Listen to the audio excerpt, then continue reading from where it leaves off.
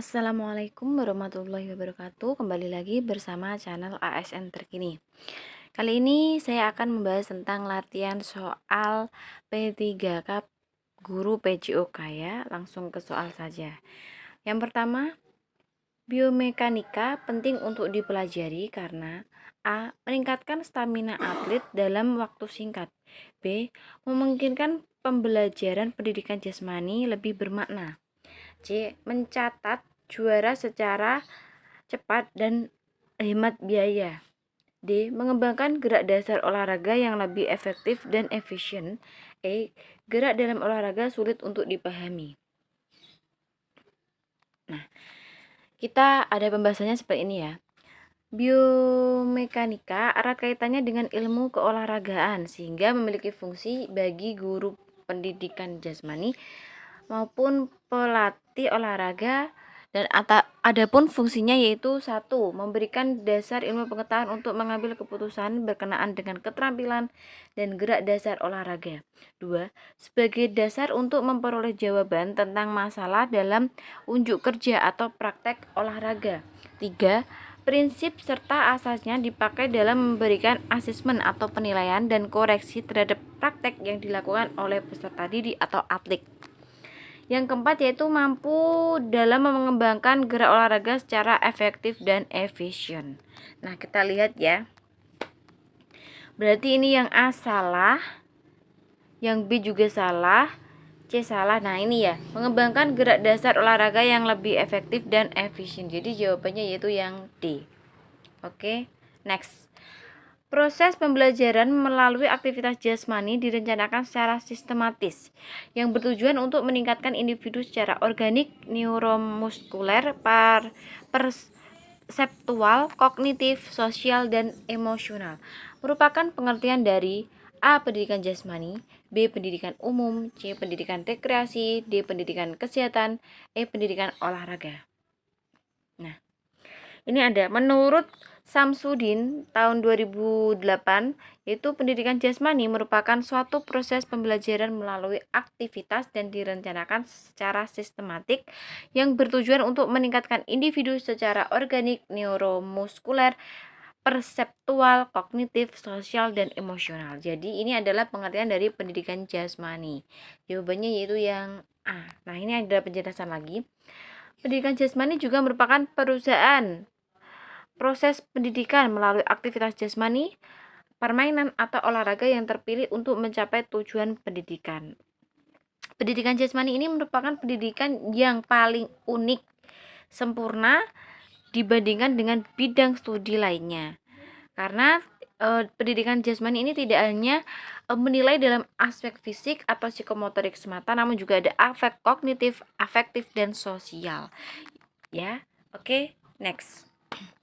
Dasar-dasar fisika yang digunakan dalam biomekanika adalah A. Kekuatan panas cahaya, B.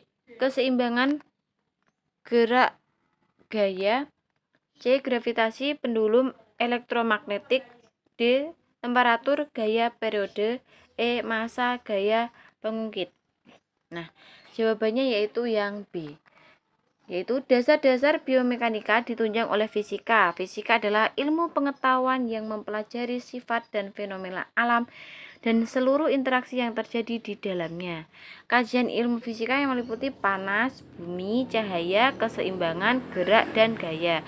Nah, dasar fisika yang digunakan dalam biomekanika yaitu keseimbangan, gerak, dan gaya. Jawabannya yang B. Oke, langsung ke soal selanjutnya.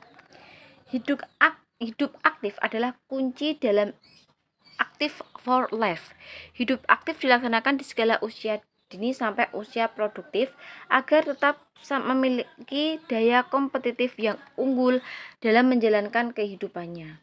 Hal tersebut menjadi landasan untuk partisipasi aktif fisik dan keunggulan prestasi olahraga yang disebut dengan A. Pendidikan fisik, B. Hakikat fisik, C. Literasi fisik, D. Aktivitas fisik, E. Prestasi fisik. Nah, di sini literasi fisik merupakan landasan atau pondasi untuk partisipasi aktif fisik dan keunggulan prestasi olahraga. Jadi di sini jawabannya yaitu yang C. Ya. Dia merupakan aktivitas ya, hidup aktif.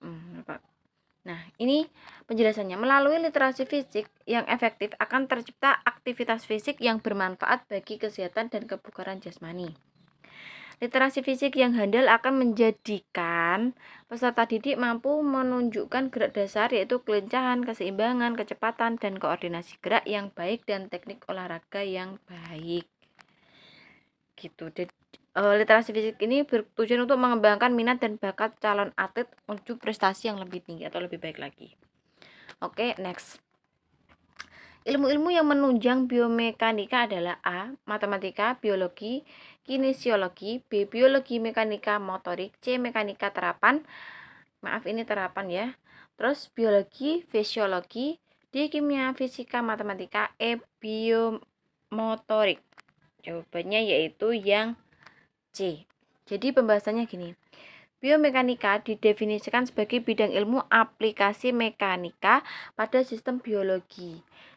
Nah, biomekanika ini merupakan kombinasi antara disiplin ilmu mekanika terapan, ilmu biologi, dan fisiologi. Nah, udah jelas ya, jadi jawabannya yang C. Saya lanjutkan.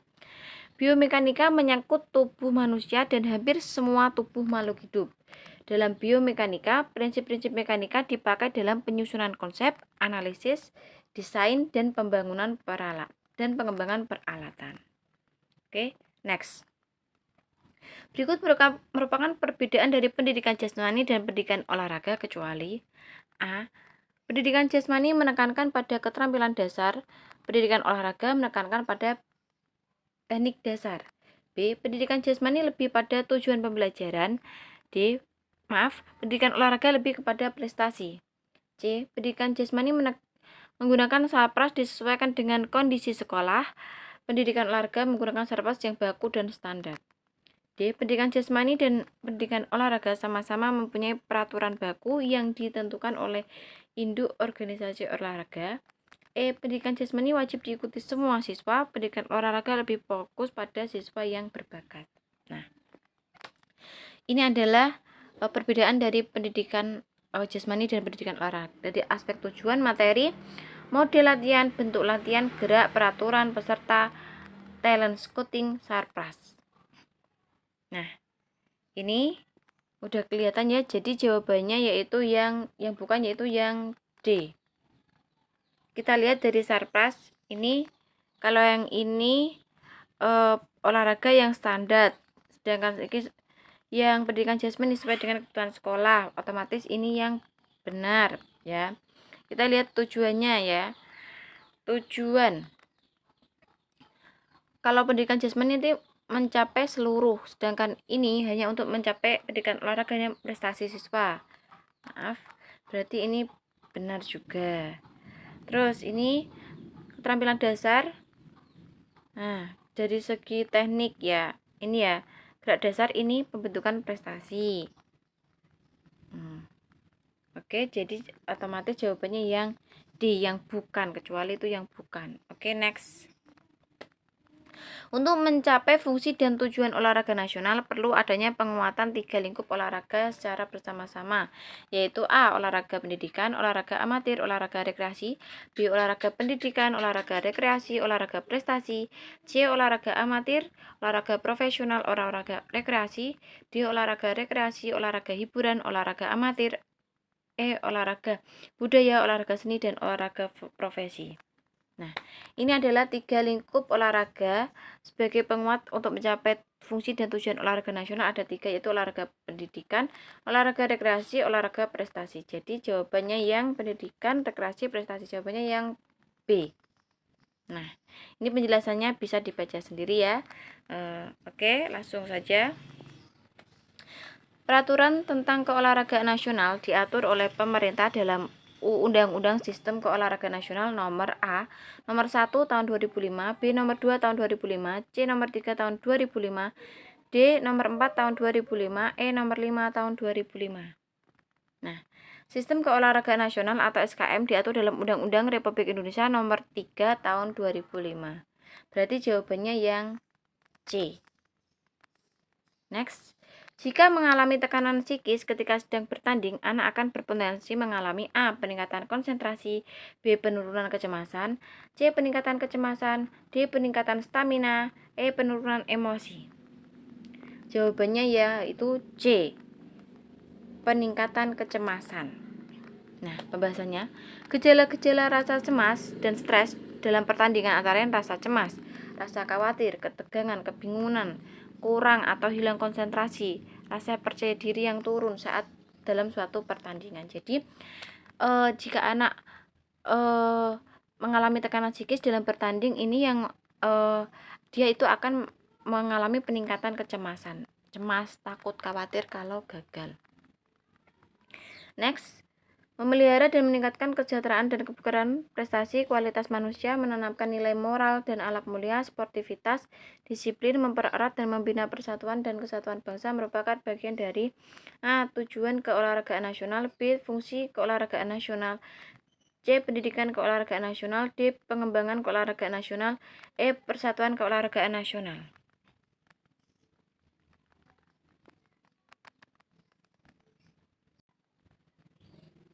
Nah, jawabannya itu menurut UU SKN nomor 3 tahun 2005 pasal 4 berisi tentang tujuan keolahragaan nasional, yaitu memelihara dan meningkatkan kesejahteraan dan kebugaran prestasi kualitas manusia, menanamkan nilai moral dan akhlak mulia, sportivitas, disiplin, mempererat dan membina persatuan dan kesatuan bangsa, memperkukuh ketahanan nasional serta mengangkat harkat martabat dan kehormatan bangsa. Jadi jawabannya yaitu tujuan keolahragaan nasional A.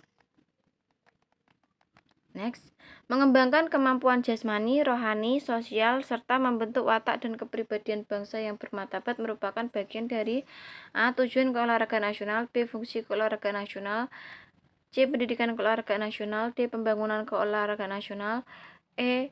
Persatuan keolahragaan nasional. Ini kalau yang tadi, kalau tujuan itu maksudnya pasal 4. Kalau yang fungsi keolahragaan nasional maksudnya pasal 3.